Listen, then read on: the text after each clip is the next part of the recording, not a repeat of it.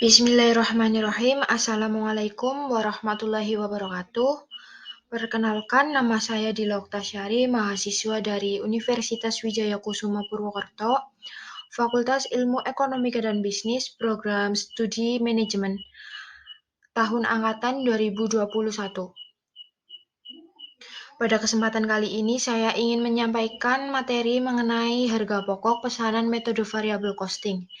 Video ini saya buat dengan tujuan untuk memenuhi nilai tugas dari mata kuliah akuntansi biaya yang diampu oleh Ibu Suli Kemala Oktisari, SE MSc AK. Langsung saja dapat kita lihat pada layar terdapat sebuah soal di mana terdapat data produksi dari PT ABC. PT ABC adalah sebuah perusahaan percetakan yang berproduksi berdasarkan pesanan dengan metode variable costing. Persediaan barang dalam proses yang digunakan PT ABC pada bulan November 2022 terdapat 3 biaya, yaitu biaya bahan baku, biaya tenaga kerja langsung, dan BOP variabel. Terdapat pula informasi tambahan, yaitu pada poin pertama mengenai pemakaian bahan baku dan bahan penolong untuk penyelesaian pesanan 1 dan 2 serta pengolahan pesanan 3. Di bawah terdapat pula informasi yang mengatakan terpakainya bahan penolong sebanyak 20.000. Pada poin kedua, terdapat informasi yang mengatakan jumlah kerja. Pada poin kedua, terdapat informasi jumlah jam kerja serta biaya tenaga kerja yang digunakan. Terdapat pula biaya tenaga kerja tidak langsung, biaya pemasaran, serta biaya administrasi. Pada poin paling bawah juga mengatakan bahwa biaya tenaga kerja tidak langsung bersifat tetap. Untuk poin ketiga mengatakan bahwa pembebanan BOP ditentukan berdasarkan jam tenaga kerja langsung dengan tarif Rp500 per jam.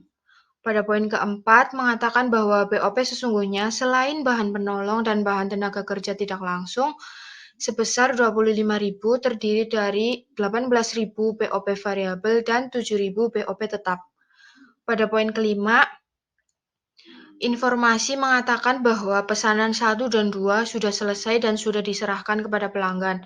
Sedangkan pesanan 3 sudah selesai namun belum diserahkan kepada pelanggan atau masih disimpan di gudang. Dari soal yang ada, kita diminta untuk membuat jurnal yang dibutuhkan serta membuat laporan laba rugi. Untuk selanjutnya yaitu penyelesaian terkait soal yang sudah saya sampaikan. Langkah pertama yaitu kita akan membuat jurnal yang dibutuhkan. Jurnal pertama yang akan kita buat adalah jurnal yang digunakan untuk mencatat pemakaian bahan baku dan bahan penolong. Kedua jurnal ini dicatat secara terpisah.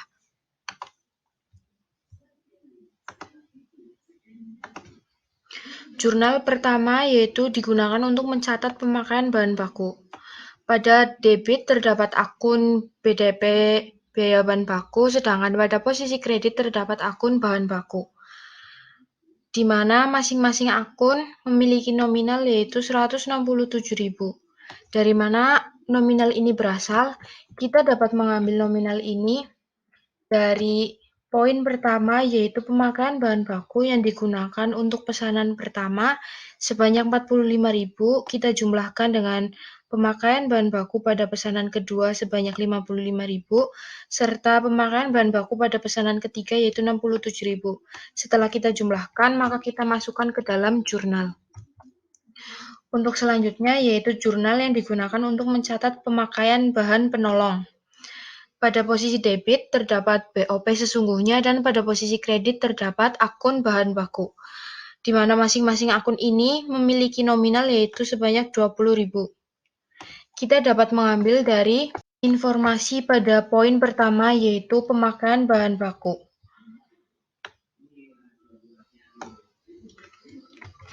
Untuk jurnal yang kedua, kita akan mencatat jurnal yang digunakan untuk mencatat biaya tenaga kerja yang dikeluarkan pada bulan November. Pada debit terdapat akun biaya tenaga kerja langsung, BOP sesungguhnya, biaya pemasaran, dan biaya administrasi. Sedangkan pada posisi kredit, kita dapat menggunakan akun gaji dan upah. di mana masing-masing nominal ini kita dapat mengambilnya dari poin kedua. Yang pertama yaitu ada biaya tenaga kerja langsung, kita dapat mengambilnya dari jumlah upah langsung. Untuk BOP sesungguhnya kita dapat mengambilnya dari biaya tenaga kerja tidak langsung, sedangkan biaya pemasaran dan biaya administrasi kita dapat mengambilnya dari akun yang sama. Lalu kita jumlahkan dan kita letakkan di posisi kredit.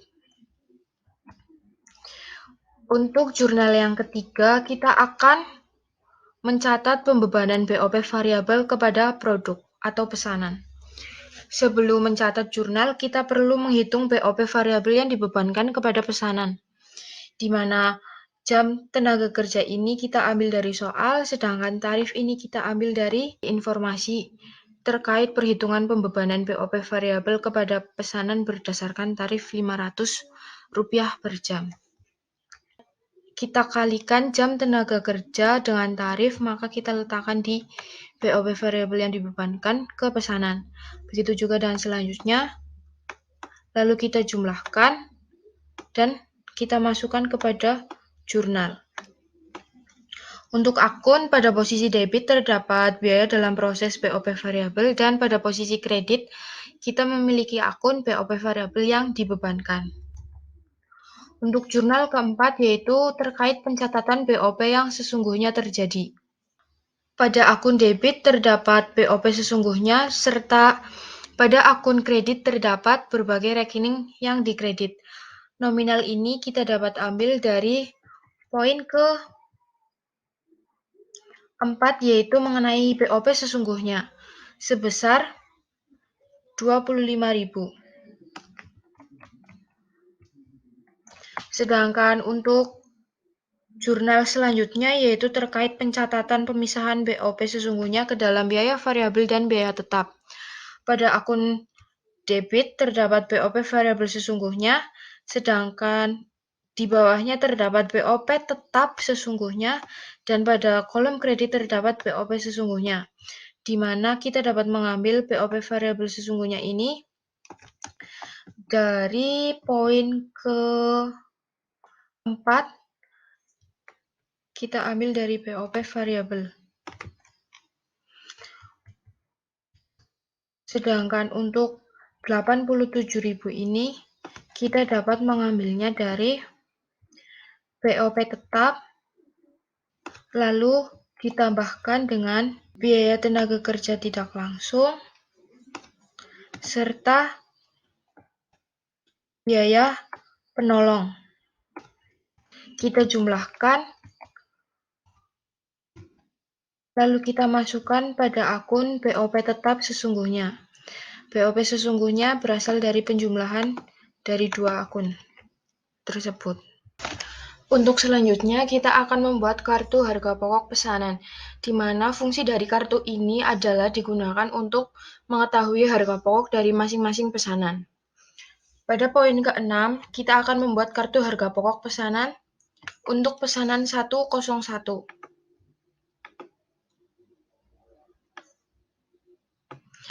Pada kolom pertama terdapat keterangan saldo awal, di mana kita akan mengambil nominal-nominal ini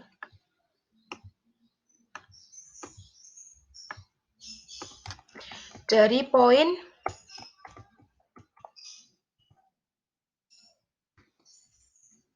persediaan barang dalam proses awal.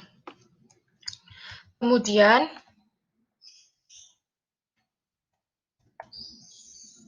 untuk persediaan barang proses akhir dengan sejumlah nominal ini, pada kolom biaya bahan baku kita dapat mengambilnya dari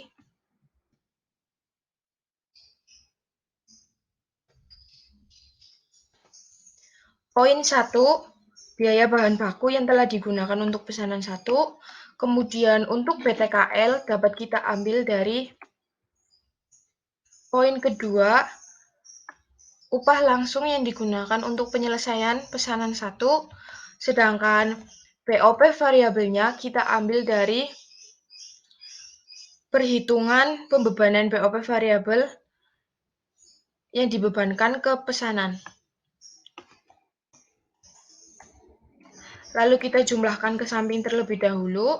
Untuk selanjutnya kita jumlahkan untuk masing-masing biaya.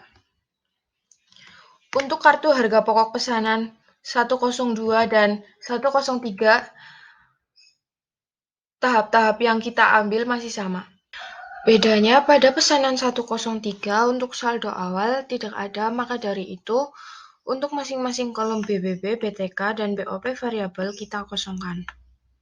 Sedangkan untuk biaya dalam proses akhir, kita ambil dari kolom yang sama seperti kartu harga pokok sebelumnya. Selanjutnya terdapat pencatatan harga pokok produk jadi, di mana pencatatan ini berfungsi untuk mengetahui harga pokok dari pesanan yang sudah diselesaikan pada bulan November. Pada kolom pertama terdapat pesanan 101, 102, dan 103. Untuk selanjutnya ada kolom biaya bahan baku. Kita ambil dari jumlah dari kartu harga pokok yang sudah kita hitung. Kita masukkan ke masing-masing plotnya.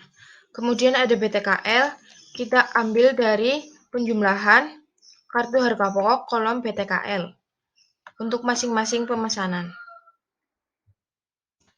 BOP variabel, langkah yang kita ambil juga masih sama, kita ambil dari kartu harga pokok pesanan, lalu kita masukkan. Untuk selanjutnya kita jumlahkan dengan arah mendatar terlebih dahulu, kemudian kita jumlahkan kemudian terdapat jurnal yang harus kita buat untuk pencatatan pesanan yang telah selesai, di mana pada akun debit terdapat akun barang jadi, sedangkan pada akun kredit terdapat akun pemakaian biaya bahan baku, biaya tenaga kerja, dan BOP. Nominal ini kita ambil dari jumlah akhir pencatatan harga pokok produk jadi. Sedangkan nominal untuk pemakaian biaya bahan baku, BTK, dan BOP kita ambil dari penjumlahan pada tabel pencatatan harga pokok produk jadi. Selanjutnya terdapat jurnal untuk mencatat penutupan rekening biaya overhead pabrik variabel yang dibebankan. Pada posisi debit terdapat akun BOP variabel yang dibebankan. Nominal 56.000 ini kita dapat mengambilnya dari perhitungan pembebanan BOP variabel. Selanjutnya, pada posisi debit masih ada akun pembebanan lebih atau kurang BOP variabel. Untuk mengetahui nominal ini, terlebih dahulu kita mengisikan pada posisi kredit untuk akun BOP variabel sesungguhnya. Kita dapat mengambilnya dari poin keempat, di mana BOP sesungguhnya bagian BOP variabel. Ketika kita sudah memasukkan nominalnya, maka kita dapat mengetahui nominal yang akan diletakkan pada akun pembebanan lebih atau kurang BOP variabel. Karena nominal pada BOP variabel yang dibebankan lebih besar daripada BOP variabel sesungguhnya, maka pembebanan ini kita namakan pembebanan lebih. Kemudian, untuk menutup pembebanan lebih BOP variabel, kita perlu membuat jurnal, yaitu dengan akun pada debit harga pokok penjualan, sedangkan pada posisi kredit terdapat akun pembebanan lebih BOP variabel dengan nominal yang sama, yaitu 38.000. Dari selisih BOP variabel yang dibebankan dan BOP variabel sesungguhnya. Kemudian untuk mencatat biaya komersial dan memisahkan biaya non-produksi menurut perilakunya, terdapat biaya pemasaran dan biaya administrasi yang dibagi dalam biaya variabel dan biaya tetap. Untuk masing-masing nominal, kita dapat mengambilnya dari poin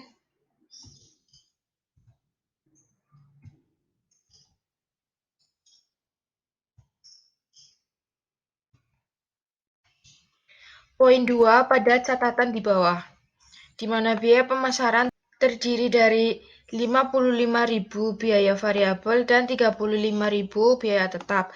Sedangkan pada biaya administrasi terdiri dari 60.000 biaya variabel dan 50.000 biaya tetap. Kita masukkan kepada masing-masing akun yang tersedia. Kemudian untuk posisi kredit, kita jumlahkan sesuai pemisahan biaya yang ada. Pada poin 12, kita akan membuat jurnal, yaitu yang digunakan untuk pencatatan penyerahan produk kepada pemesan, di mana pesanan yang sudah diserahkan hanya pesanan 101 dan pesanan 102. Sedangkan pesanan 103 sudah jadi namun belum diserahkan kepada pemesan. Jadi yang dicatat di sini hanya pesanan 101 dan 102. Di sini terdapat keterangan harga pokok dan harga jual, di mana nominal-nominal ini kita mengambil dari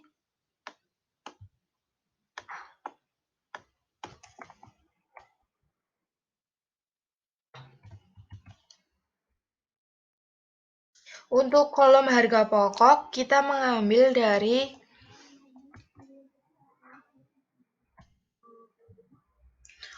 total akhir pada kartu harga pokok pesanan sesuai pesanan yang ada. Sedangkan untuk kolom harga jual kita mengambil dari informasi yang sudah tersedia pada soal di awal. Pada poin kelima, kita sudah disediakan informasi mengenai harga jual dari pesanan 1 dan pesanan 2.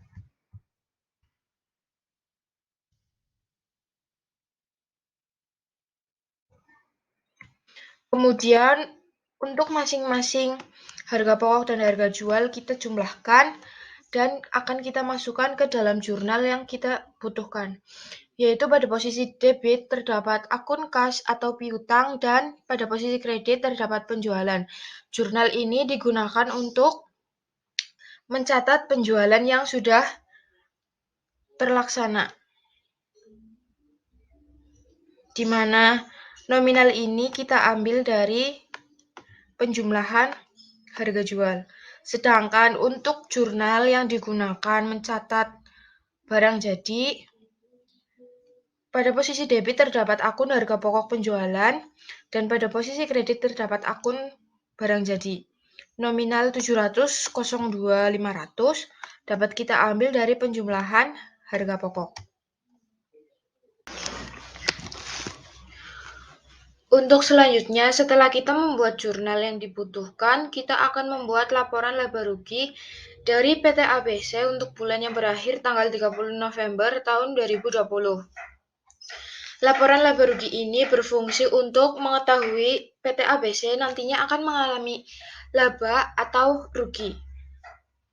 Untuk perhitungan awal, terdapat perhitungan hasil penjualan sebesar 860.000 yang dapat kita ambil dari jumlah harga jual yang terdapat dalam pencatatan penyerahan produk kepada pemesan. Kemudian terdapat perhitungan harga pokok penjualan yang terdiri dari perhitungan persediaan barang dalam proses awal dan biaya produksi. Persediaan barang dalam proses awal sebanyak 490.000 dapat kita ambil dari informasi soal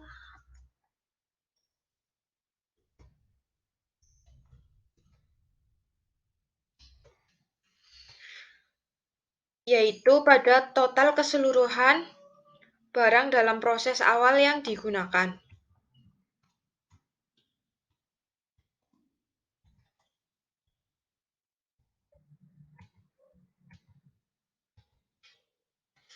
Kemudian untuk biaya produksi terdapat 3 biaya, yaitu biaya bahan baku, biaya tenaga kerja langsung, dan BOP variabel, di mana masing-masing nominal ini dapat kita ambil yaitu pada informasi yang tercantum dalam soal, antara lain pada biaya bahan baku dapat kita ambil dari penjumlahan biaya bahan baku yang sudah kita pakai untuk pesanan 1, pesanan 2, dan pesanan 3.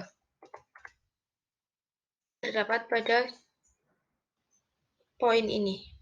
Kemudian untuk BTKL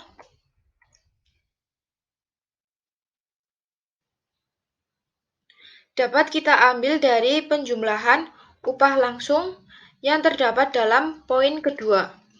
Untuk BOP variabel, kita dapat mengambil dari BOP variabel yang dibebankan ke pesanan.